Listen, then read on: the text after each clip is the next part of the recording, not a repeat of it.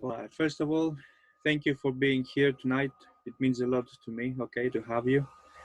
It's the first time I'm trying to run something like that in English. I'm usually do these seminars in Greek, which is my mother language. But I've been here in UK for the past 10 years, and I'm more used to now to speaking in English and explaining things and expressing myself. In case you don't know me, my name is Vasilios. I've been playing role-playing games for the past 28 years. And for the past 3 years, I started also to be a life coach, and I'm trying to incorporate role-playing games with life coaching, okay, in order to help people improve on their self-expression, be more social, and have fun, okay, the three most basic things. Now, the theme of the seminar for tonight is like how to run one-shot games, okay, and one-shot games, what they have as a common theme, because there are like two, three different interpretations of them. But what they have in common is that we have a little time, we want to have fun with our friends, and we're trying to find the best way to use this time to our advantage, right? Now, one of the most common reasons, most common um, path, okay, how it all started. It started with conventions before computers, before internet, before everything. When people wanted to just meet and have fun, and they tried to come up with a system so disparate people could come together, play a game within an evening, score some points, be the best group in the convention, and that's it. Now, another reason why we usually use one shots is because we want to use them as a diversion from the regular campaign we're playing. Okay, we want to try something different, a type of hero we wouldn't normally use, a type of situation we wouldn't normally use, or we have reached a certain stage in our campaign where it has taken a certain route, might be becoming very stale, very heavy, very uh, one way, and we want to take it out from what we are used to, and we want to create something different, something to have fun with, just forget it for a minute the certain roles that we're playing. Okay, and that can include situations where you feel like you're tired of playing the dwarf, you want to try, you always had an idea, you want to try a wizard, so that's a chance you can try a wizard, or a guy had an idea for a thief while he was playing a cleric, and they want to try different things. Another reason why we will see one shots is because this is the most common I have seen, is that because you have like two, three gaming groups, and one has taken left, the other has taken right. You haven't seen them for years, and they come back to town and they want to play a game. But you're already running your primary game, and you're like, okay, come on, man, I cannot incorporate somebody just for one night. So what you decide to do is you decide to play a side quest or something where your friend can bring his present character that he always wanted to play, and you can just have fun, okay, just to try something different. Or the last and the most common reason why this usually happens in one shot is because you want to simply try something new, something different, something you haven't tried in a long time. Okay, as an example, Dungeon Magazine had produced through Polyedron some years ago 6 magazines where they had mini campaigns for people to try something different. One was based on Second World War, one was on pulp heroes based, another one was based on what was it? If you remember the Cannonball movies, they created something similar where they were doing illegal race across the US, compared with Europe, UK, whatever you like, or they had something very similar to Scooby Doo. So you had the opportunity to try something different and get out of the ordinary things that we usually do play. Okay. Now, I do understand that this is based on is focused for DMs, how they want to run, and I do also understand that the people who will be watching this later might be some players, or might be people who are looking to become DMs but they want to try something different. So don't worry, this video is for all of you. All right, and the first word of advice I will tell you, when you are designing a one-shot adventure where you know that you're going to have about 4 hours, give or take, to play the game, don't overthink, don't overcomplicate, okay, and don't waste too much time setting up what you're going to play, okay? Because what happens is that if you get distracted yourself as the DM, where you're trying to fix it, how it's going to be, what should I incorporate, trust me, that's going to seep off to your players, and they're going to be distracted as well.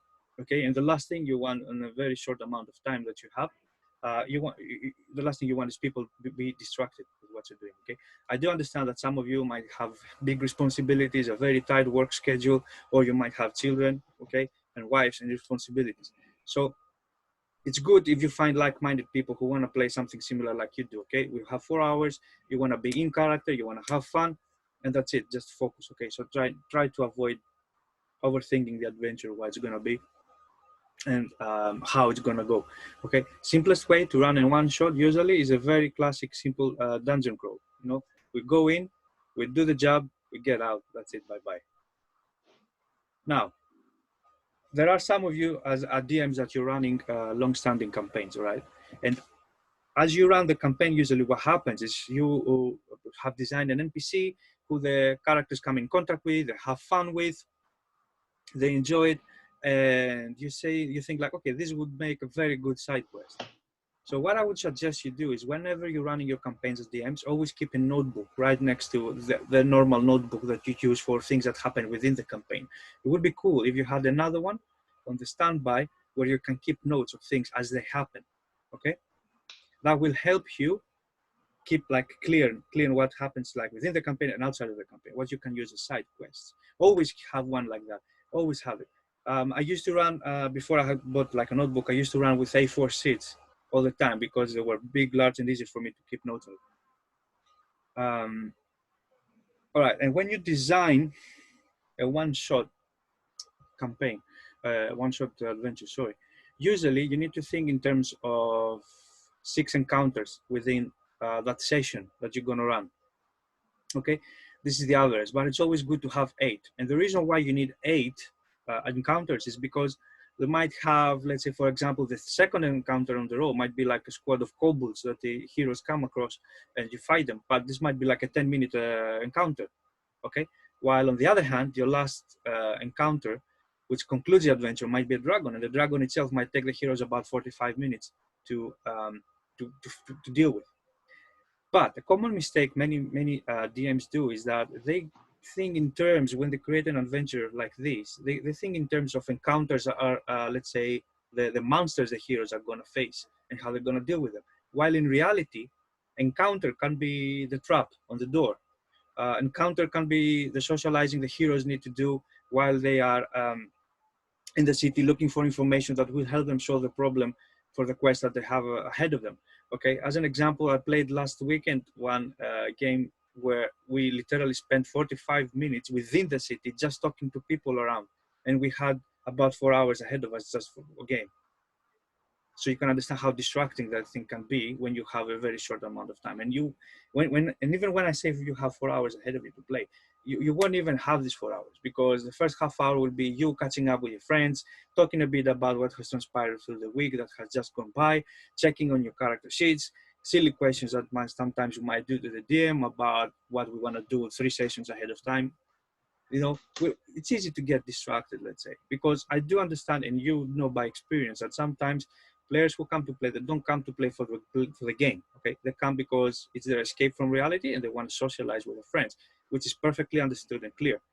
And that is also another thing to keep in mind for setting the mood of the adventures and how you want to run them. You know, light-hearted, not grit, not dark and grim. It's up to you how you want to do it.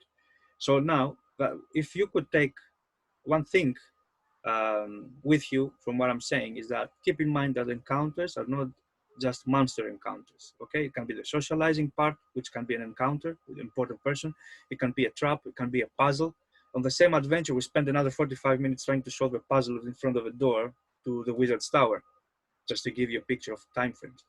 And now, speaking of time frames, another thing you can do to experiment with yourself to build awareness and how you play is that you can have like this little timer clocks or a digital clock right next to you next time you play a session, just to check, okay, how you and your players, you deal with times, to give you an idea of how much time you use on a session and how much time you're wasting. Or another thing that you can do, like I did, is that you can record the session, especially now that most of us are playing online and it's easier to have an online access for games. Just keep, just take it and then go on a movie maker or a video editor, let's say, and just have a look how much time you're spending on conversations that are like irrelevant to the session and how much time you spend in game, and you will start seeing the difference in how you use your time.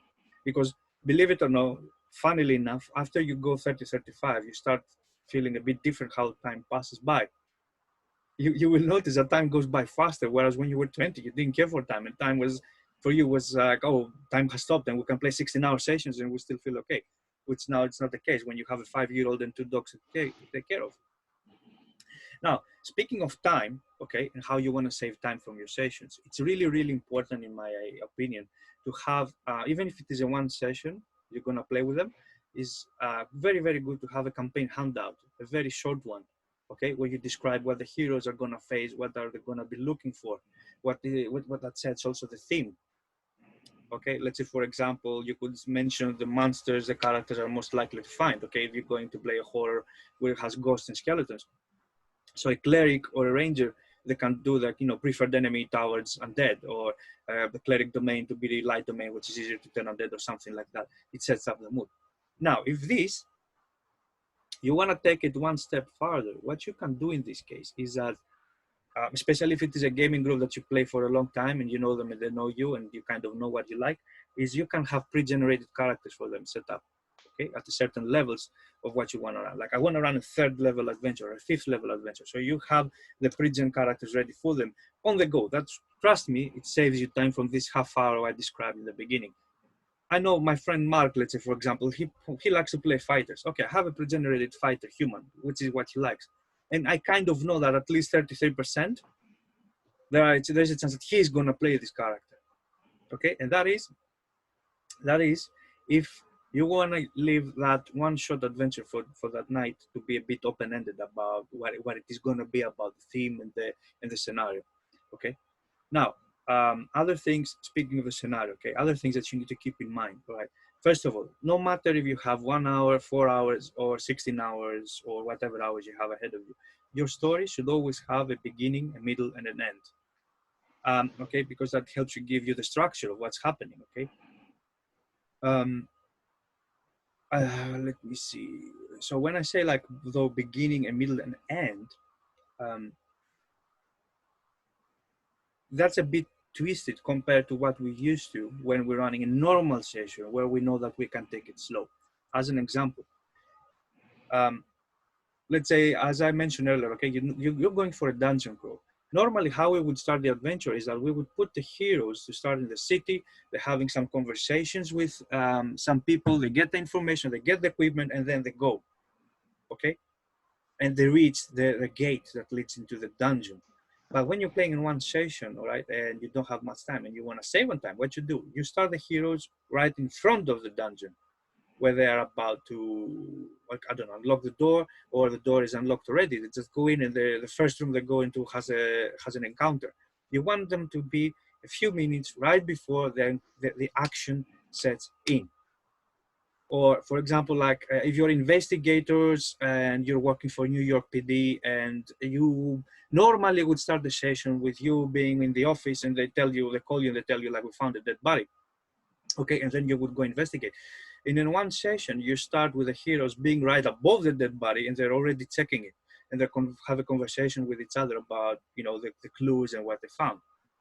You don't take slow. You put them straight right in front of the action, because that's what the time you have left. Okay. Now, another thing, I think I said it a bit in the beginning, but I wanted to elaborate a bit. Is, as I said, what happens with DMs, because especially the young ones, and then you lose it for a while, and then you find again when you become older and more wiser and you have played more games. We always fantasize about things. We always are inspired. We always feel enthusiastic about what we want to run next. You know, my campaign, my homebrew setting, and so on and so forth. But when you play one-shot game, what you need to focus on is the other way around. You don't need to focus on the big picture. You will only have enough room for the spotlight for what happens in the moment, okay? It's like you're walking down the street in the night and you have these lights, the street lights, okay? And you see the street lights, they shed light in a specific area. So it's the same thing when you set your campaign, your one shot. You focus only on where the light is being drawn, being covering that space. You don't focus on the campaign. The campaign is irrelevant. Because, simply put, in a fewer words, to make my long story short, is that there's no next time. Basically, that's the idea behind every one session you play. There's no next time. There's no session 2. It's that session. We do it and we're done with it. Niente, nothing more. And now here is where the good part begins. What does that for you and your campaign is that one shots give you the opportunity to go wild. It gives you the opportunity to do things that you wouldn't otherwise do on a normal campaign. It's your chance to experiment. Okay. Well, what I want to say, there was a campaign where we played, as I said earlier, with a Scooby-Doo type of setting. Okay, where basically the heroes were part of a music band, and all the campaign was from level 1 to level 10. That was the campaign. They were trying to raise funds for the band to buy better musical organs and go out and play and be famous. So what we did in that campaign, because we played like 1-2 sessions with them, what we did was we allowed one of the heroes to play a dog. We gave, because all the heroes were humans, what we did, we gave him the human abilities, the human statistics, everything human. The only thing we did different was the guy was a dog. So I think he was playing drums in that, just for the lols, okay? But other things that you can do when you're running one shot is like, how to tell, like I had a very crazy idea. I wanted to play once a hero, like an Amber Hulk, okay? You can play an Amber Hulk, and he can be the brute from a Thieves Guild where he's just the muscle man, let's say, from the group. You can do it just for one shot to have fun. A hero who was a friend of mine, once he played the magical sword. He was like a sort of dancing. He used to go from place to place, and he was playing a tough guy. He was starting fights all the time. He was just a magical sword moving around. But as we knew, there was like one shot, and it wouldn't happen again. So what one shots do for you from one point of view is that you can experiment and try things that you wouldn't normally try on a normal campaign, okay? Another thing that you can see is that normally when we play groups with friends and we decide to play one shot, okay, we think for each other, we think for our friends, okay, we will never betray them. But doing in one shot is the perfect opportunity for you to run a game where one of the heroes can have spoken with the DM, of course, and one of the heroes can be the betrayer, the big betrayer of the adventure. As an example, it can be like a dungeon crawl. The heroes go in, okay, they help defeat the monsters, but they know there is one room somewhere in the dungeon where the big boss is there, okay? And the heroes reach the room, okay, which has no exit other than the one they came from, okay? And then they're trapped in that one, and suddenly one of the heroes turns and stabs the most weak character, okay? And the doors open, and some monsters, more monsters, the monsters that they actually killed earlier, they're just coming back in, because basically all the monsters they fought before, they were like clones or they were illusions. So what happens in that moment, the heroes freak out because they understand they're not going to get away from it. They're going to die. And plus they feel like they're very, very betrayed, because basically the hero that stabs the other character, basically he's a doppelganger. But this can be prearranged with a character. So I'm just telling you this idea because only in one shot, usually you get the opportunity to run small, dirty little tricks like this, because you know that these are not part of the main timeline and time frame of how things are run, and they won't happen again. All right. As another example, but before that, don't forget that usually heroes hate losing their characters, especially if they're playing for a long time or they're playing big game campaigns. But if you manage to have a character die in a one shot and you can do it in a big, memorable way, I mean, his death to have a meaning, then it won't hurt too much, because the simple reason is in a one shot, they don't have enough time to build attachment to the character they're playing, okay? If I play one level character and within 2 hours my character dies, it won't hurt me. Like playing my favorite fighter human for who I have been playing for 1 year and he's like now level 11. That would hurt because I would have spent more time and energy. It's like a relationship, give or take. Now, another very interesting theme, okay, that you can use the one-shot adventures is as let's say you're running a campaign, okay, and you want to tell a specific story within the campaign, like what happened to that monastery when the local thieves guild stole sacred relic and they had to run for it, and then this temple were chasing them. So in this one shot, okay, we can say the thieves guild is the heroes who go to steal the relic, or the heroes, they are the part of the church, so they're all playing clerics, paladins, or fighters. You can group them together because you're trying to tell a story that it's not in the main campaign, because normally the characters wouldn't like to play all of them clerics, let's say, or they wouldn't all like to play dwarves, or they wouldn't like to play elves. But it helps add value and depth and more story to the campaign overall as it runs. As an example to what I'm trying to say here is, imagine, take yourself a few steps back when you first played Dragon Age 1, okay? Because remember, you could play human, you could play elf, and you could play dwarf. What was that doing for you is that you could actually see the same story on the same map, but through 3 different perspectives. And I'm using as a big example because it was for the most shocking experience for me the first time I played it was the story with the dwarves. Because it's really interesting as a perspective, because normally, okay, we know what's happening on the surface, but we don't know what's happening on the underground. So you can say, if you're setting up a mini campaign, okay, you can say that all the story happens within a 25-year gap. So you might want to play as an example, right? You might want to play as an example a group of dwarves that go in an underground river or an underground cave that discover something that affects the story you're trying to say 15 years later or 20 years later. And imagine the same thing you can do with elves, because the elves are more long-lived. So you can do like a 100-year gap to the storyline that you're trying to say, where the heroes play a group of elves that they leave to go to the west, to the Blessed Islands, a la Middle Earth, okay? And one of the characters, the main characters from there, you can take it to the present, and that character can be the current elf hero's grandfather or father or uncle or whatever have you. It's really interesting how you can use the one-shots to tell small stories that they're actually adding to the main story. Another thing that you can do now, because it's becoming a bit more trendy, let's say, after especially Witcher aired, is that you can have like a group of heroes playing wizards from a wizard school, where they have like internal wizard fights and how they deal with them. You know, Harry Potter showed us, we saw Witcher now, how they're doing. It's really interesting.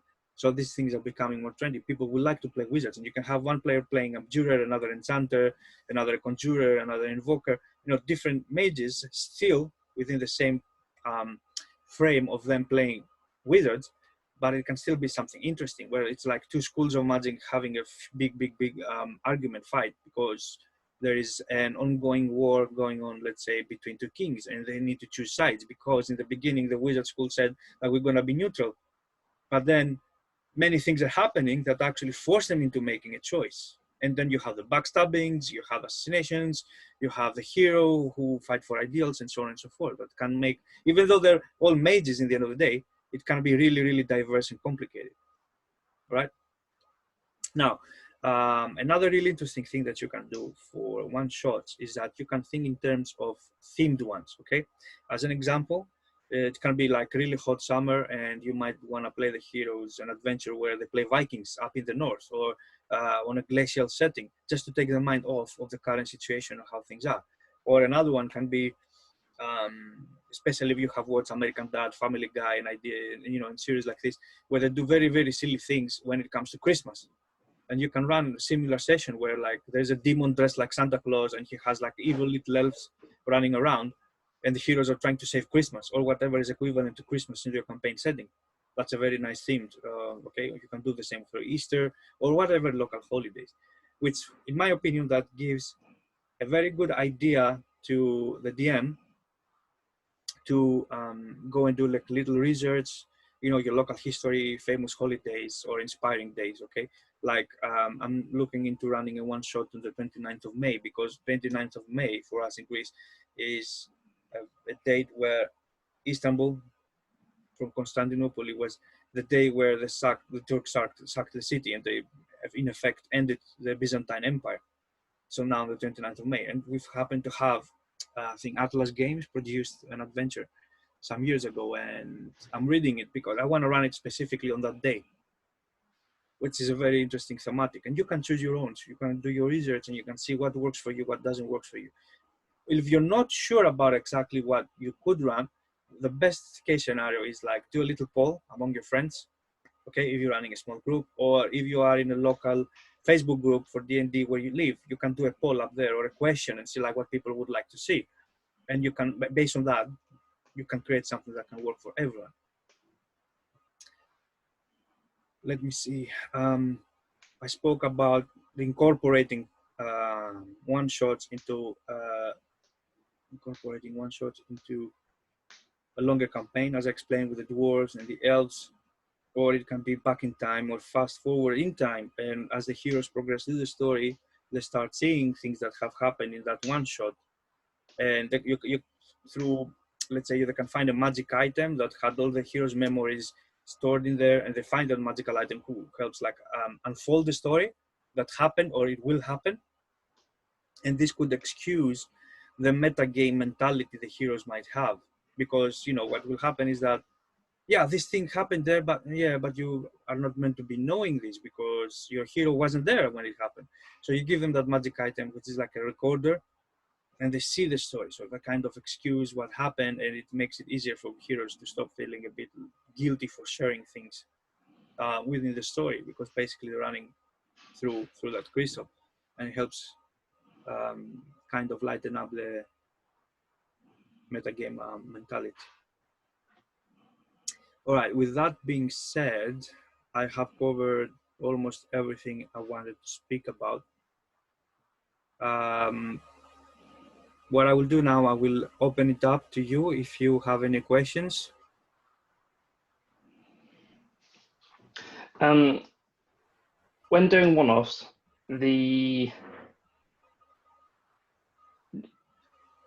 would you recommend doing a one-off as a kind of a start of a campaign to test your initial thoughts of a space, or a one-off's very much better to use, like you were saying, is kind of a link into the diverging games, break up how people are thinking in more complex campaigns?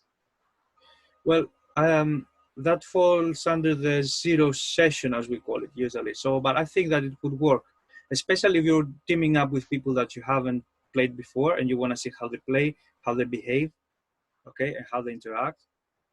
Because also on the other hand, you might have 3 or 4 different ideas that you want to run, and you can say them, actually, that's a good idea, because you might have 3 ideas, and you can tell to your heroes, like, guys, I have these 3 ideas. We're going to play one session of each, and we will see with which one you're more okay with. It's more your play style, how you have fun, and so on and so forth.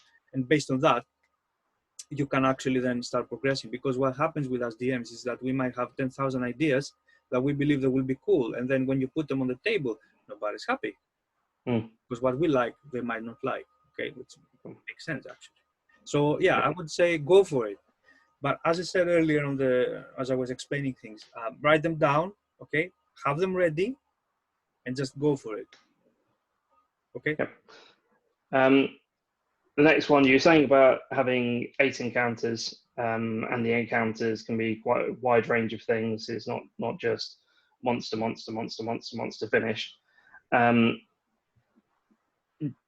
you have a kind of a preferred split between, because you were using the city or shops or a social environment as an example,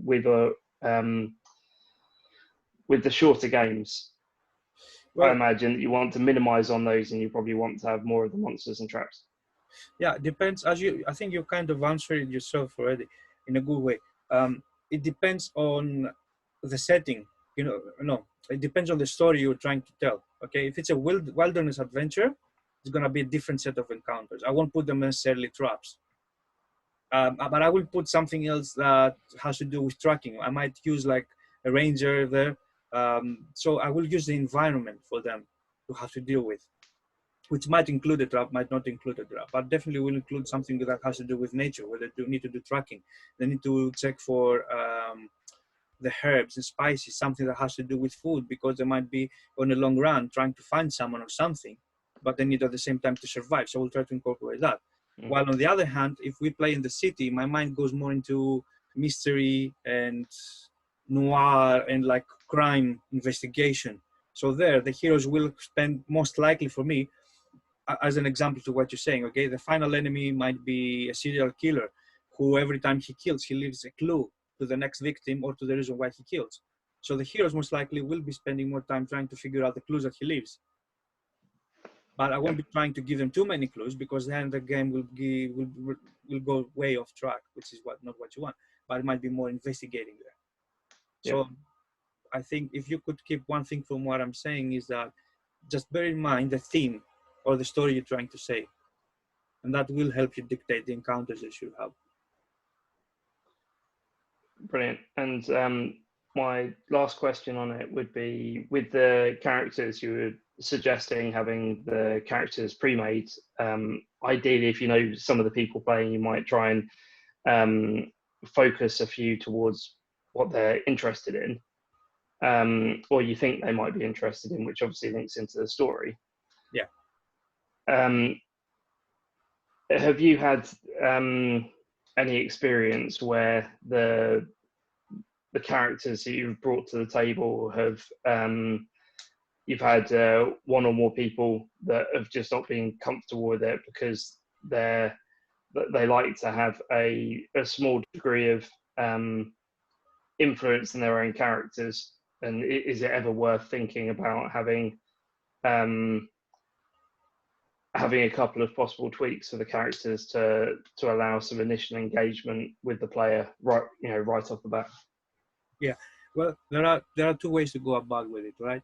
One is, if you know your heroes quite for a while, and you kind of know what they want to play, you do the present course, okay? The route, you follow that route because it's easier. But you know them, they know you, and you can do that. If you don't know them, but you want to keep it very simple, okay, you just define the levels and what they're going to be facing. You can tell them that they can go on the D&D website where they have the pre-gen characters, okay, based on the SRD, and they can choose for the level the ones that they have. And of course, if you want to do a few tweaks here, if you want to do a few tweaks here and there, you can allow them. But in both cases, the best case scenario for you is to do like a campaign handout where you will be explaining things, okay, in case they want to create their own characters themselves. You can tell them like your heroes should be level 2, maybe no elves allowed, or maybe no dwarves allowed, or no dragonborn, or maybe no tieflings, I don't know, or maybe no fighters in this one.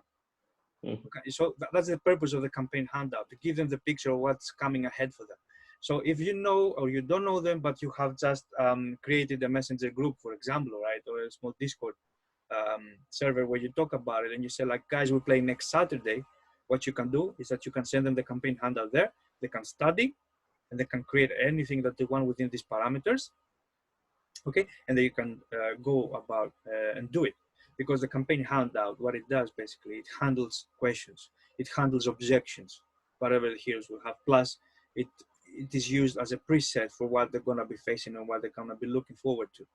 Okay, that will help you, that will solve you, my God, my English, that will save you a lot of time from you having to worry about, oh my God, I need to worry about them creating the characters and what they will do. Because they do it themselves, okay, if they want to do that, if you want to go that way, that route, they just bring them to you, or they just send them over to you, just have a look, if you're happy, you're happy, and then you can just go with it. Cool. Right? Does that answer? Brilliant.